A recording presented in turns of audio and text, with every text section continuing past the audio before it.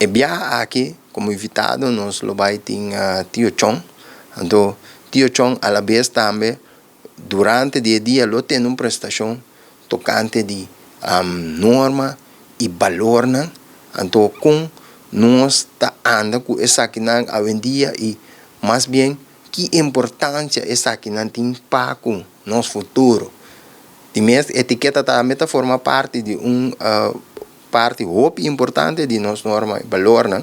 Então, ainda que está muito de estar aqui da senhora Denise Lucas. Denise Lucas, conta-nos algo, orta trata de norma, por exemplo, de vestuário de missa, mas também para que tu hoje em dia é valor, qual é a atenção que nós temos para nós grandes, né? Da mesma maneira, você mesmo pode reparar, dentro do lasto tempo, que tem diferentes projetos que estão andando.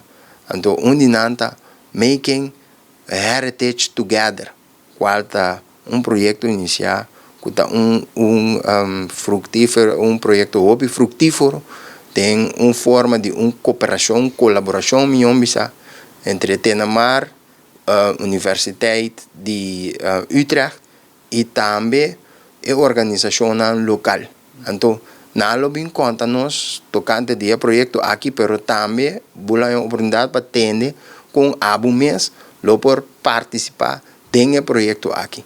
De mês, tu rende acostumar acaba já sabe aí, da sinataura tem diferentes coisas que nossa cultura tem para oferecer, maneira duche sobe mondongo, sobe cabrito, diferentes pratos na crioulo, artesania, música live e roupa mais. E bem aqui nós vai ter agrupação culturando para iniciar nos dias, então para culminar nos dias.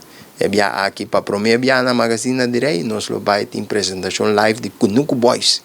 Já a melhor bisa você já acaba que mani já sabe agora, magazine direito, tem lugar caminha com esse bem para nós abraçar, celebrar e compartilhar nos duas culturas na nossa isla Bonaire, de 10 horas de manhã para 3 horas da tarde. Não perdi, para sobra senão outros também contavam com tu, chinanga passa.